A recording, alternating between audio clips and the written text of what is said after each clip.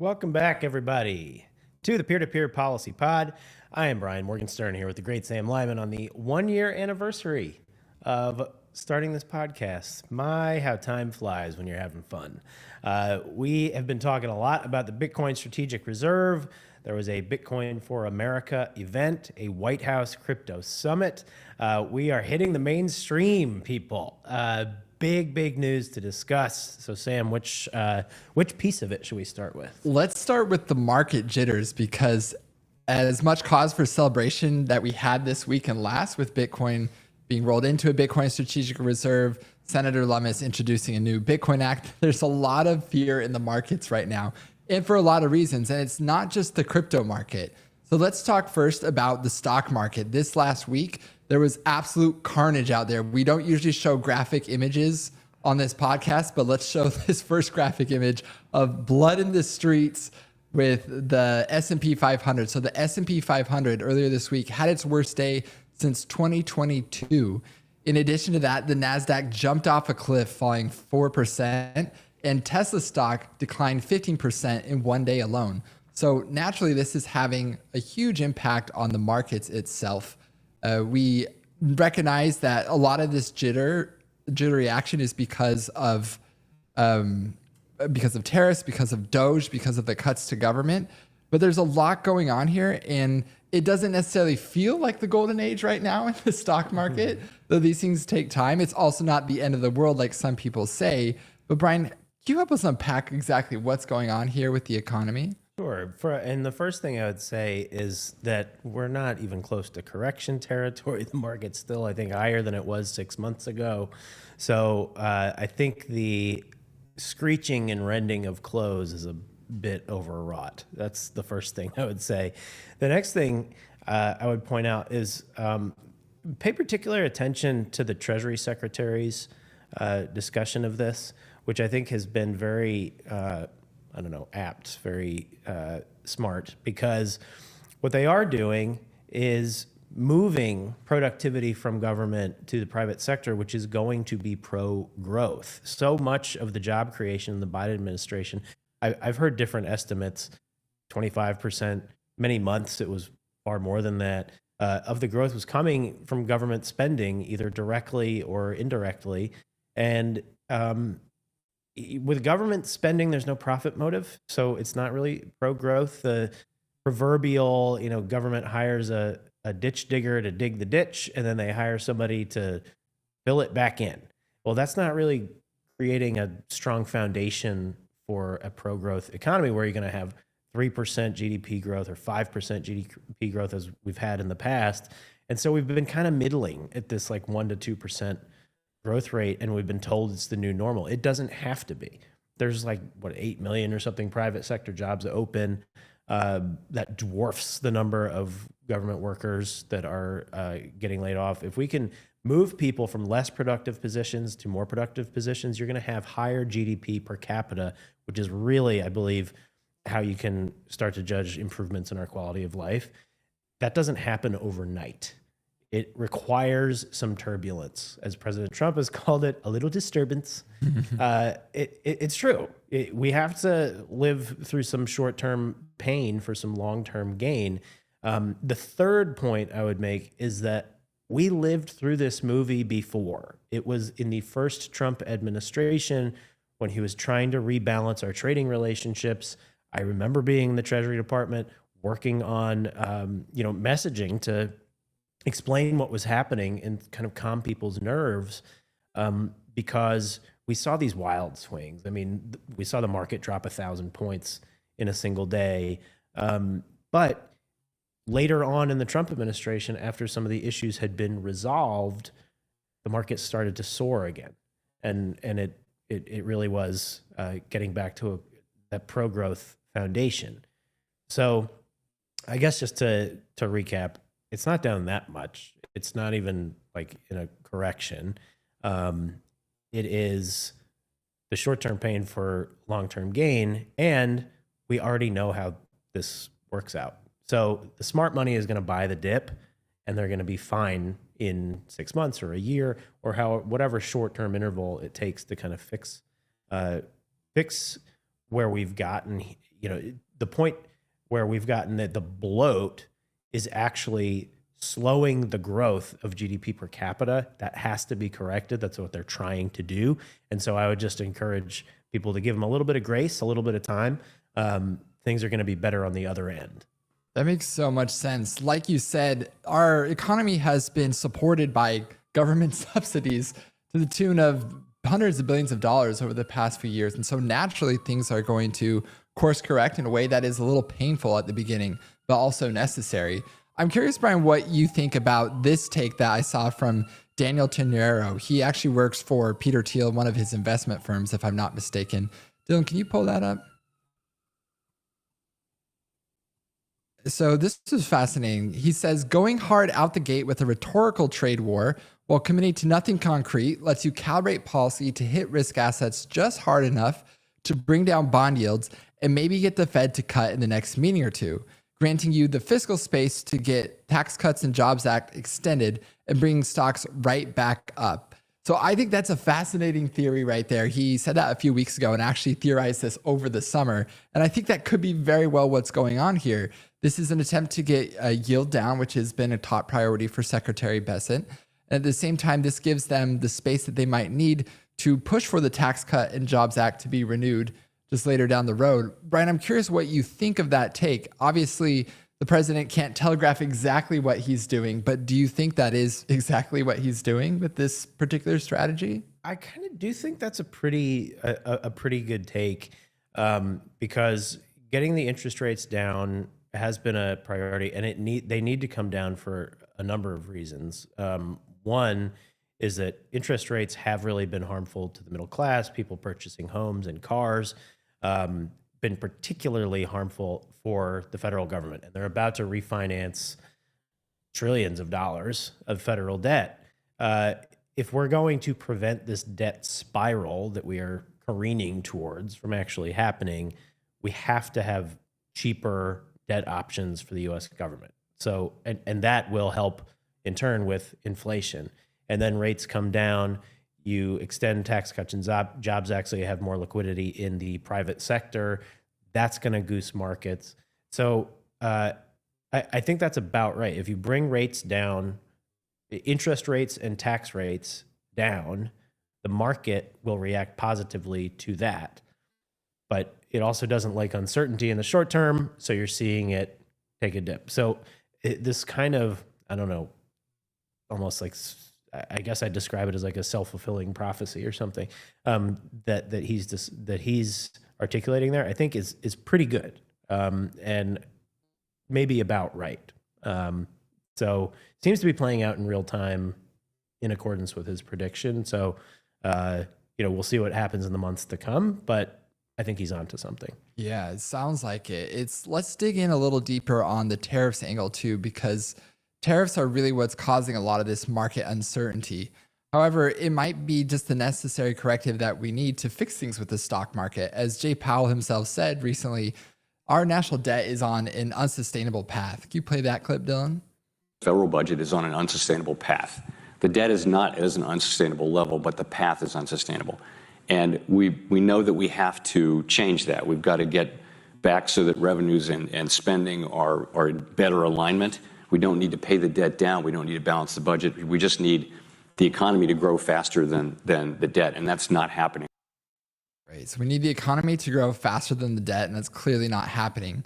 So one of the tools that Trump is using to fix the economy, to correct trade imbalances that exist currently, are these tariffs. And if you could pull up the next screenshot, Dylan, this talks about two potential ways that Trump is using tariffs to better the economy and put it in an America First direction. So he's using them, of course, as a form of leverage. We've seen that very clearly.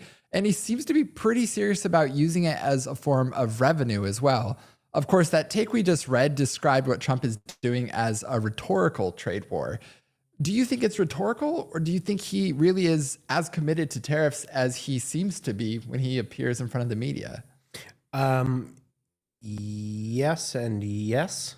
So he is very committed to them. He frequently cites history and President McKinley. And look, there are many countries around the world, and there are a lot of very smart economists, tax attorneys, and others who would say that probably your best pro-growth tax regime is more of a consumption tax regime than an income tax regime, because you want to have a stronger supply side that ultimately leads to lower costs and more savings, rather than currently our economy is structured as a consumer economy. It's all about, it's like 70% driven by consumer spending. So if you shift things from an income taxation regime to a consumption taxation regime, there are many who believe that that is going to have a stronger foundation for the future. And so I do think he's committed to tariffs in that way. He's also committed to them for leverage, because we do need to rebalance trading relationships. I mean, in the aftermath of World War II, we've been completely out of balance for some period of time. That made sense.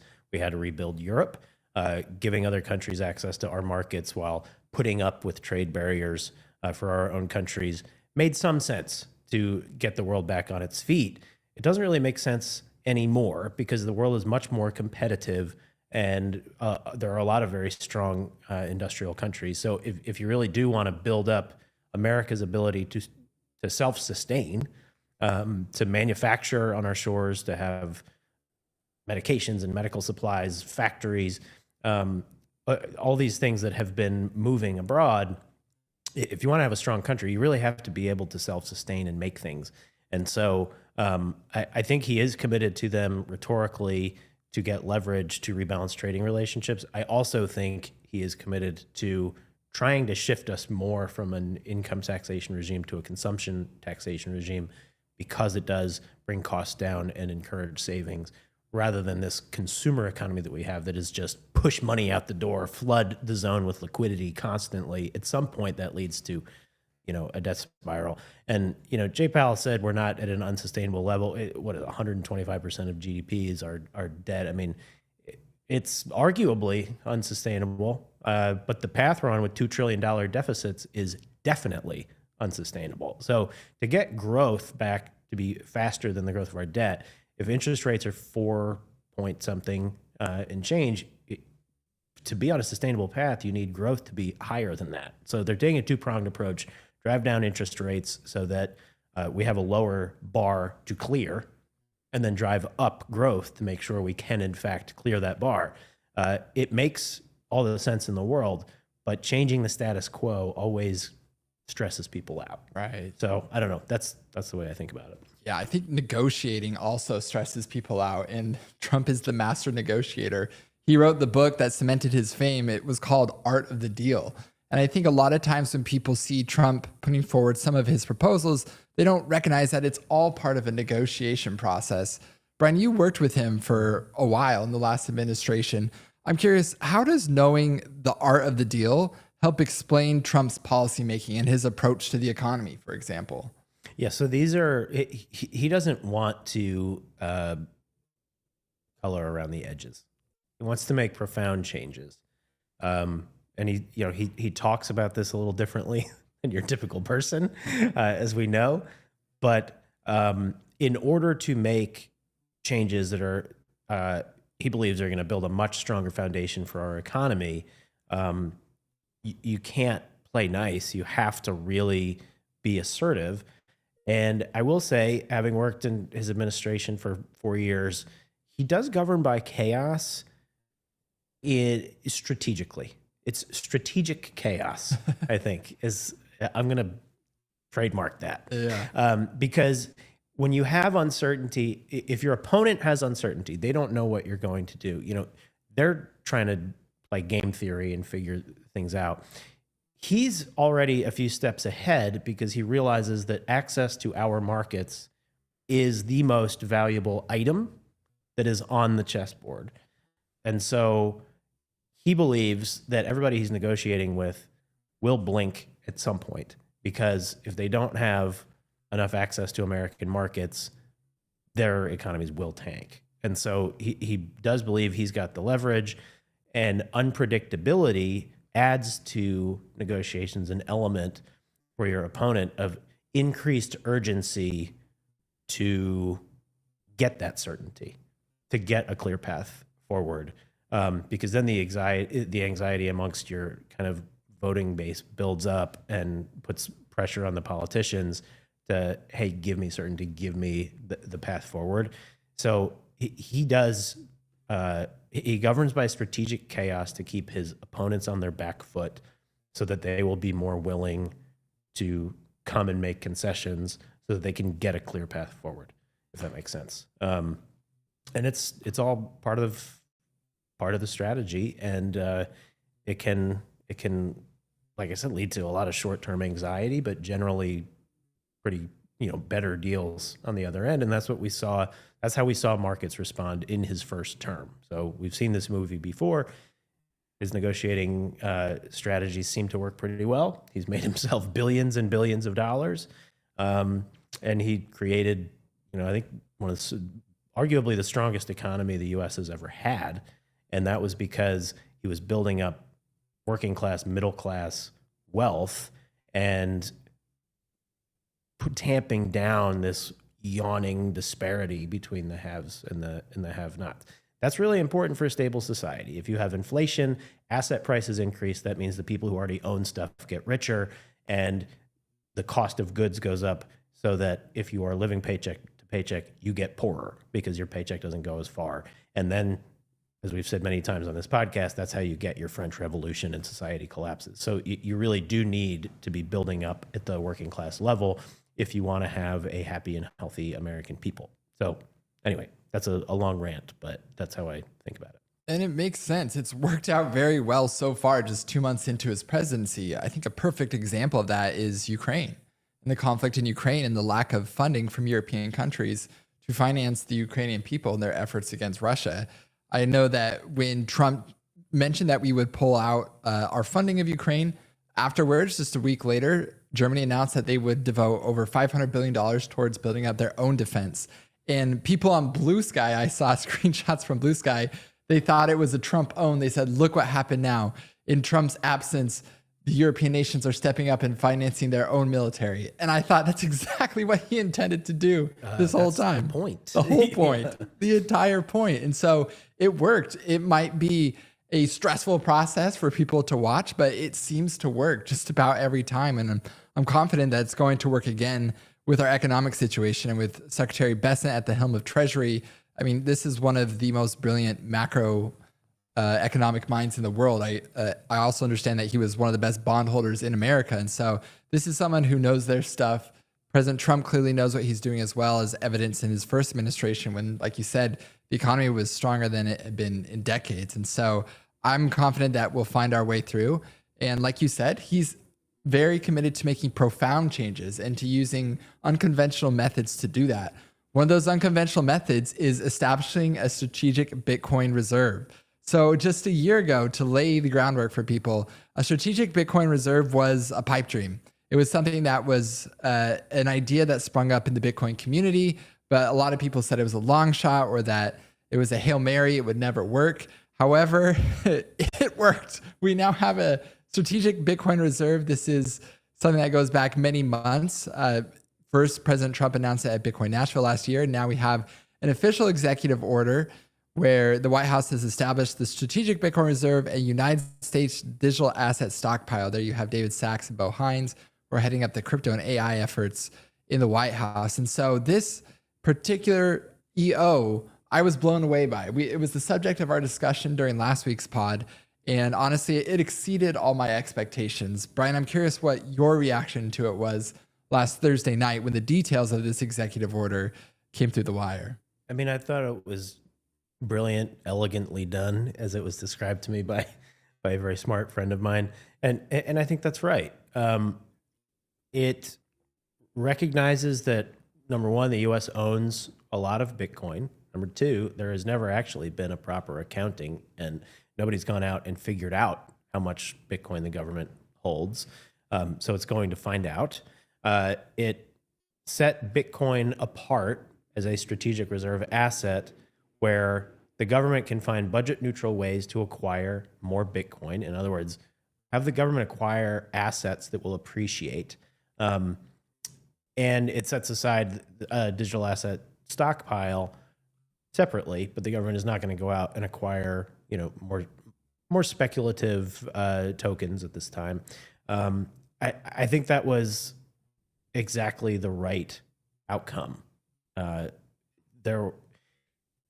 think people viewed, if the government was going to just go out and spend tax dollars to buy Bitcoin, it's like a leveraged investment, and people were a lot less comfortable with that. We have to start paying down the debt at some point. Totally get it. But shifting the government into, into assets that will appreciate rather than just constantly shoveling money out the door will be good, very good for taxpayers. And it's part of this broader strategy to have the government start earning more revenue from its productive assets like real estate, oil and gas leasing, you name it. There are a lot of ways. The sovereign wealth fund idea. Look, some of the most, beautiful societies and beautiful cities in the world are really kind of powered by sovereign wealth funds. So the fact that the United States doesn't have one, I think kind of has been a missed opportunity for many years. So I think it's a great strategy. I think it landed exactly in the right place. And now it'll be the very hard road of execution, finding all the Bitcoin, figuring out what, is still part of a legal proceeding, might have to be given back, keeping what we can, and then acquiring more. It is, I think it landed in exactly the right place. And I think the next discussion to help build the Bitcoin reserve is going to be the Bitbonds topic that is now becoming very timely and a hot topic of conversation, as we know. That can also help on our last discussion of lowering borrowing costs and putting the U.S. on a much stronger trajectory with rates and with refinancing our debt and getting that down. So we'll see. I wasn't sure where they were going to come out after the president's tweet over the weekend before, where he was going to include some other coins in there. It was going to be kind of a grab bag. I think people reacted correctly that no, Bitcoin is the one that's scarce and decentralized. That's the strategic asset. There's only 21 million Bitcoin. The country that moves first is going to have a first mover advantage and much higher appreciation. It becomes a self-fulfilling prophecy. Other countries will follow suit if the U.S. does it, sort of guaranteeing that there will be more demand than supply, and then proving the efficacy of this strategy. So really brilliantly done. They walked a very fine line expertly, and I was very glad to see that outcome. I was too. Yeah, that tweet though, talking about strategic chaos, it made me lose sleep at night. I remember the next morning, I woke up early just worrying that it would be a Bitcoin plus Dogecoin strategic reserve. And I thought, oh no, this could be real trouble. But no, the White House clearly represents a very common meme in our industry, which is Bitcoin, not crypto. They made very clear in their strategic reserve announcement that Bitcoin is separate and apart from the other cryptocurrencies. Other cryptocurrencies we will hold as a stockpile, but we won't acquire more of them. But it made very clear that we are to stack sats as a federal government. Can you pull up that tweet, Dylan? This is the key line I want to zero in on. This is from the executive order. The Secretaries of Treasury and Commerce are authorized to develop budget-neutral strategies for acquiring additional Bitcoin, provided that those strategies have no incremental costs on American taxpayers. So there's a lot of really interesting ways that we could stack sats in a budget-neutral way. One of those you teased just now, Ryan, which is Bitbonds. We're going to talk a lot more about Bitbonds next week. Really exciting idea that really present a win-win where the government can bring down yields and thus save money, and taxpayers, or bond purchasers, they can get what is essentially risk-free exposure to Bitcoin. So a lot more on that in next week's episode. But in addition, you have other assets that the federal government owns that can simply be swapped for Bitcoin. This could be federal land. It could be maybe a small portion of the gold reserve. It could be those other cryptocurrencies in the National Digital Asset Stockpile that could be swapped for Bitcoin. It could be any number of ways, but I think this perfectly satisfies what the Bitcoin community has been pushing for, recognizing that it's what's best for the country. And it also satisfies critics of the executive order who had knives out for David Sachs in the lead up to this announcement, saying that David Sachs was filling his own pockets when we've now discovered that David Sachs is actually probably going to lose billions of dollars over the next year by deliberately divesting all of his crypto investments in the lead up to this announcement. And so this is a great outcome for our industry. There's more to come. And I just think we are in a completely new day when it comes to Bitcoin in the White House. And so my last question I had for you on this particular subject, Brian, is let's zoom out a little bit. Obviously, creating a strategic Bitcoin reserve is great for the country, but why is this good for Bitcoin? What does it do for the legitimization of Bitcoin as an asset class? Well, I hate to say this, but it's kind of true. When you put sort of an approval stamp on an asset, it opens more people's eyes to it. So it gives it this air of legitimacy. But to be clear, as we said last week, and our friend David Zell has said, Bitcoin doesn't need the United States. The United States needs Bitcoin because it is the new digital gold, but better than gold. Has, I think, arguably more utility. It can be transported anywhere at the speed of light. It's truly scarce, whereas we could find more gold in a mountain, or there could be a gold asteroid, as our friend Pierre has said. It is the scarcest, most decentralized, hardest money ever created. And so someone is going to do this. El Salvador already has a digital Fort Knox for Bitcoin, and their economy has done very well with that sort of backing.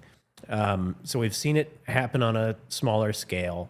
The first large mover is going to have an outsized benefit to do this. And so it should be the United States. We should be the leader. This does, I think, open up more people's minds to the idea that you should strategically reserve Bitcoin for your home, for your family, for your state, for your country. I think the amount of research and work that has to go into a clearance process to get a document like this done in the federal government, a lot of people don't understand. It is arduous, and everybody weighs in, and you get 1,000 different opinions. So the only thing that survives is the thing that has withstood scrutiny. So I would actually kind of liken the clearance process for a document like this to the security of the Bitcoin network. Only the things that are true actually make it through, that have withstood all the scrutiny.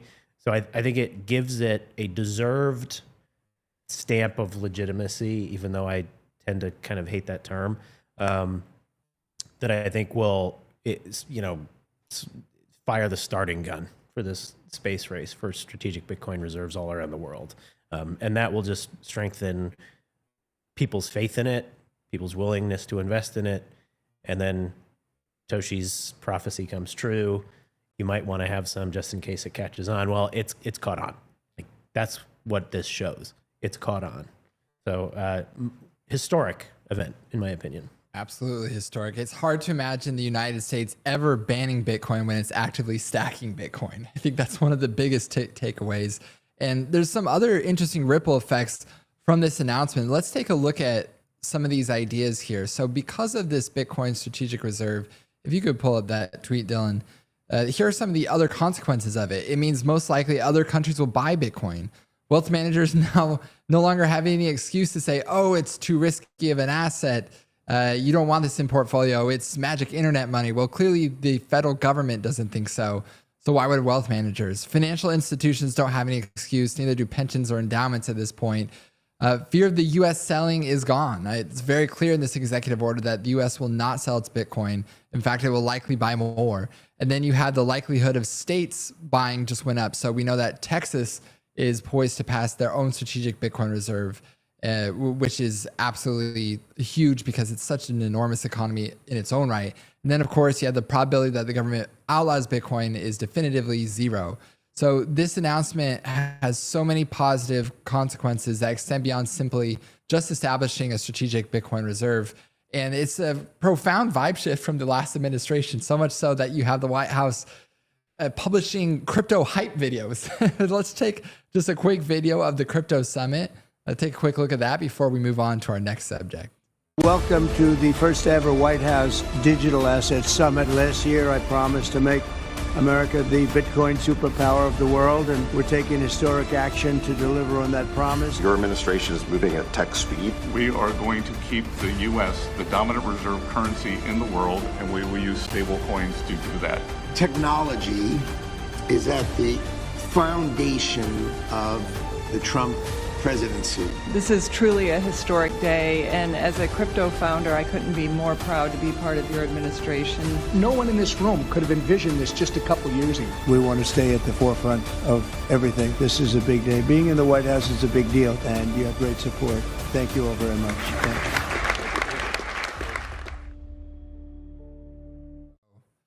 So that's clips from the White House Crypto Summit. So much to celebrate right now. In addition to the White House Crypto Summit, we had a huge event on Tuesday, Bitcoin for America, hosted by the Bitcoin Policy Institute, which is the premier Bitcoin policy think tank. So at this particular event, it was a who's who of Bitcoin celebrities. You had GigaChat investor Michael Saylor. You had the crypto queen herself, Senator Cynthia Lummis. You had Vivek Ramaswamy as well, former presidential candidate, now candidate for governor in Ohio, who had a really interesting talk about what he sees for the future of Bitcoin.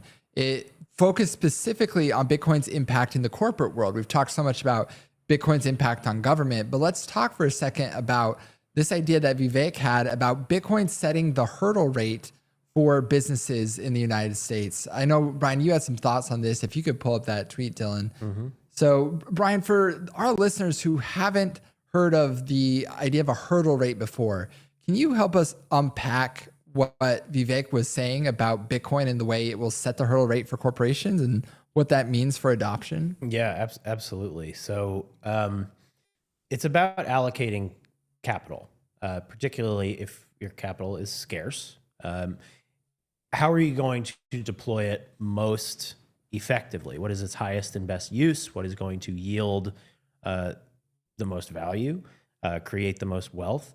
And so, for the past many years, people have looked at a number of things, the S&P 500 or the Magnificent Seven, and so if they're going to deploy their capital, should they just invest in some of these other assets that are going to grow at a relatively predictable rate, or are they going to try to do something new and different that might grow faster than some of these assets that are sort of on autopilot with their growth rate?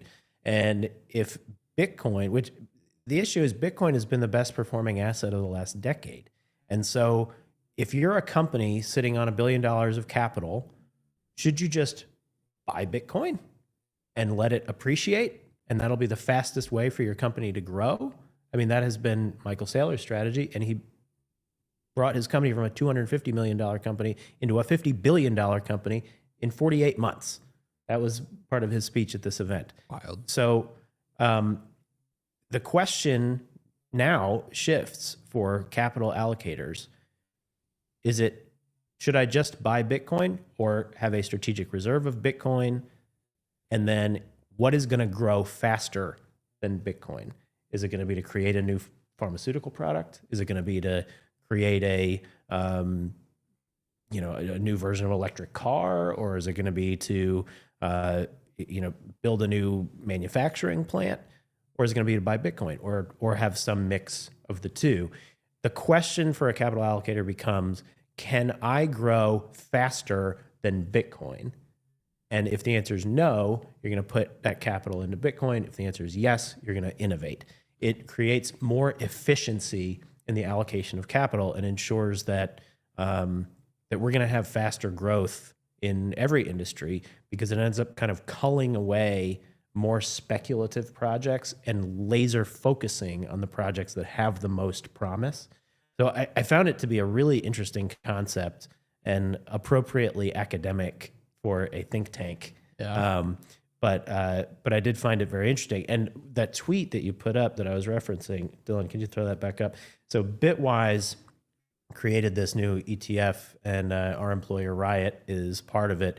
It's the companies that hold the most Bitcoin on their balance sheet. So this is very much consistent with what Vivek said, that if companies are diversifying their capital allocation to hold Bitcoin on their balance sheet, and we believe that there is going to be more demand than supply of Bitcoin, which I think is pretty much baked into the cake at this point. Those companies that have Bitcoin as a part of their treasury strategy are going to grow faster than other companies. And now Bitwise has created this investment product where the top corporate holders of Bitcoin are in an ETF now that people can actually invest in. And it's kind of putting Vivek's concept of that hurdle rate into practice before our eyes, which is interesting because in his speech, he was like, I don't know if it happens in a month or 6 months or a year or 10 years, but like, this makes all the sense in the world. Companies are going to start doing this. And then that same day, that ETF was announced. And I was like, well, happened faster than you thought it would, but it's actually happening. So, so that's where we are. Really interesting developments and very bullish all around. Bullish indeed. It's fascinating that that prophecy was fulfilled on the same day. And you can see in the numbers as well. If you could pull up that chart, Dylan, you can see here just how much public corporations have started to adopt Bitcoin as a treasury reserve asset. It's about more than doubled in the last year alone. You have over 500,000 Bitcoin being custodied by companies across the country and across the world. One of them being our own, right? We've started our own Bitcoin treasury. Of course, we've always been accumulating Bitcoin through the mining process, but we've followed the Saylor model and bought Bitcoin on the open market as well. And I think you're going to see more of this happening in the future. So big things happening for Bitcoin in the corporate world. Of course, big things happening for Bitcoin in Congress as well. One of the co-hosts of this Bitcoin for America conference was Senator Cynthia Lummis, who on the same day reintroduced the Bitcoin Act, which of course is the legendary Bitcoin Reserve Bill. And not only did she reintroduce this, she brought on 12 of her colleagues in Congress as co-sponsors to support her in this effort. So this includes some big names, people like Marsha Blackburn, people like Jim Justice, and Nick Begich over on the House side, who announced that he would be sponsoring the House companion to Senator Lummis's bill. So this is exciting news. It's exciting as well that we've got more support in Congress for it. However, notably, there aren't any Democratic co-sponsors for this legislation at this time, which is interesting because at this same conference, we had remarks from Representative Ro Khanna, a very forward-thinking Democrat from California. And he said the following in this tweet. He said there should be a bipartisan consensus that Bitcoin is good for the United States and the world. So he's correct. Bitcoin should be bipartisan.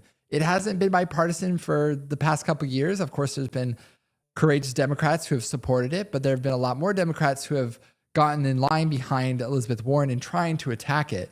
But Representative Khanna is very, he's not afraid to ruffle feathers in his own party at times. And he himself came out last summer and he said that he's open to the idea and he actually likes the idea of a Bitcoin reserve and it makes sense to hold Bitcoin on the balance sheet. So, Brian, I'm curious what you take or what you make of this development with more co-sponsors for the Bitcoin Act, but also what might be done to bring more Democrats on board. What do you think the hesitance there is? Well, I think they need to hear from their constituents. I think that hesitance is a couple of things. One is, you mentioned that the last administration was very hostile to it and they didn't want to buck their party leadership. Another is that perhaps the grassroots, the voters, have not quite gotten to them and helped educate them on what Bitcoin is and why it matters so much. But we're getting there. The last election cycle was transformative. And I think, a lot of eyes are open. We've seen some tea leaves, at least. We just saw a Congressional Review Act resolution to roll back an IRS broker rule, not specifically about Bitcoin, but it applied more to, it matters for Bitcoiners, but it was more important for like crypto exchanges and stuff. But if you look at that, you look at the SAB 121 vote, which was about banks' ability to hold Bitcoin on behalf of their customers and other digital assets on behalf of their customers. There was a huge bipartisan vote on that.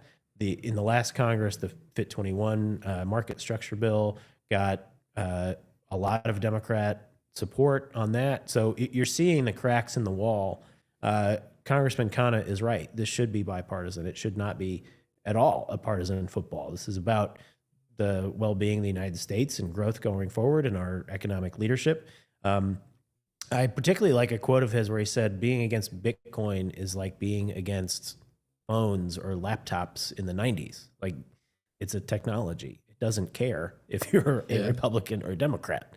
You should want the U.S. to win and succeed. So I think he's dead on correct on this. I hope he persuades more of his colleagues. It seems like it's happening slowly but surely, and we can help with the Bitcoin Voter Project to get more Democrats on board. So I think we're heading in the right direction. I'll put it that way. But it is disappointing to see no Democrat co-sponsors yet on there.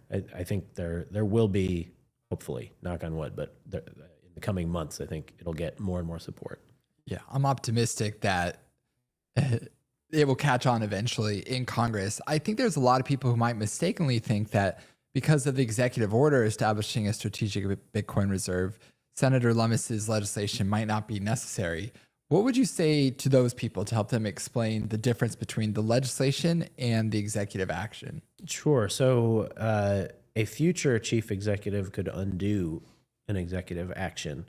But if it's in legislation, it codifies it into law, and then to undo it, you'd have to pass a whole new law. It's obviously a much more rigorous process to get legislation through Congress. So I think, making it a permanent policy of the United States is very, very important. She also has some, funding mechanisms in there that would, I think, answer some heretofore unanswered questions. So it could provide some level of certainty, not just for how you establish it, but for its permanence and its staying power. So legislation is always preferable to executive action, but we're grateful for the executive action. It is a great way to get going. But the legislation would, I think, goes a little bit deeper, creates some stronger roots in this idea. So we'll see what happens. Yeah, it brings in a lot more bipartisan buy-in for sure. Well, that about rounds up our Bitcoin and economic news for the day. We always, of course, end with our grab bag section. I'll just do a quick shout out to our podcast for my grab bag. If you could pull up this screenshot, Dylan. So today is March 13th, 2025. This was a screenshot from our very first episode of the P2P Policy Podcast, which took place on March 13th, 2024. So, Brian, we've been at this for a year now. We've been filming pretty consistently just about every week, except for maybe during the holiday season. And it's been a fun ride. I've learned a lot podcasting. I've learned a lot about the policy space and just interacting with our audience. It's really been a joy. Dylan is the man behind the scenes. He's the Jamie to our Joe Rogan and guests trying to put this show on. And so I feel like Dylan is the unsung hero of this podcast. He makes it happen every week. Thank you, Dylan. Thank you to Rumble for providing this platform for us. It's been just it's been an absolute delight doing this podcast with you guys. And happy birthday to the Peer-to-Peer Policy Pod. That's my grab bag for the week. Excellent. Yes. Thank you, Dylan. Thank you, Abby, for making the connection. Thank you, Rumble, for letting us run our mouths. And it's been a total blast. It has been a lot of fun. I in keeping with my instincts, am trying to have more funny things in my grab bag. And I thought this video about Elon selling the president a Tesla on the South Lawn was one of the funniest things I've seen in a while. Can't forget, Joe Biden was riding around in a Jeep on the White House lawn trying to promote U.S. automakers. Here, with Elon under attack due to his Doge activities, the president wanted to show support for a great American company, Tesla. So, but somebody, I think, was trying to mock it, but it just made it seem way more awesome. And it's a very funny video. So, Dylan, can you roll that commercial? Tesla. Going on now at the White House Tesla Auto Mall. It's the biggest sale of the year. Very safe, it's very strong, heavy. It's all steel, stainless steel. Come on down to Pennsylvania Avenue, just off Route 29, to get our best deal ever on a brand new Tesla. I want to make a good deal here. They have one, which is $35,000, which is pretty low. Get a Model 1 with a different panel and everything's computer. This is a different panel than I've had. Everything's computer. So don't waste your time going to those other Tesla dealerships with riots and flaming Cybertrucks. You gotta come down to White House Tesla Auto Mall. I love Tesla. You gotta come down to White House Tesla Auto Mall. This is really amazing. Oh, that's good. I love it. And I know they're trying to make fun of him, but they just made him seem cooler and more funny. So. Yeah, I think it's an interesting commentary on the state of comedy right now, too, because this reminds me a little bit of the JD Vance baby memes. Have you seen those Yes. going around? They were actually originated by, I think, Crypto Twitter started the meme. Oh, really? And then it just grew from there. And people on the right loved that meme, but the left didn't understand it. And they covered the meme phenomenon as something that must, an actual quote from an article was, "These must be absolutely devastating for JD Vance." And they don't understand. It's like, that's our boy. Yeah. That's our guy. We're just like having fun with him. You know? Everybody's memeing him into like historic pictures, baby pictures, high school photos. Like, I mean, it's just all over the place and it's hilarious. Like, and if I were him, I would think it's really funny. Right. And it's right. very endearing. So the misread, I guess, is continuing to happen. I don't know what is up with the journo brain these days, but they just like, they've lost all ability to process humor. 100%. Man. But yeah, thank you, Daily Show, for making Elon and Trump seem even more hilarious, I guess. Well, thanks for watching, everybody. Hopefully you've learned some, you've laughed some. Reach out to us. Follow us on X at Morgan Stern NJ, at Sam Lyman 33. And we will see you next time on the Peer to Peer Policy Pod.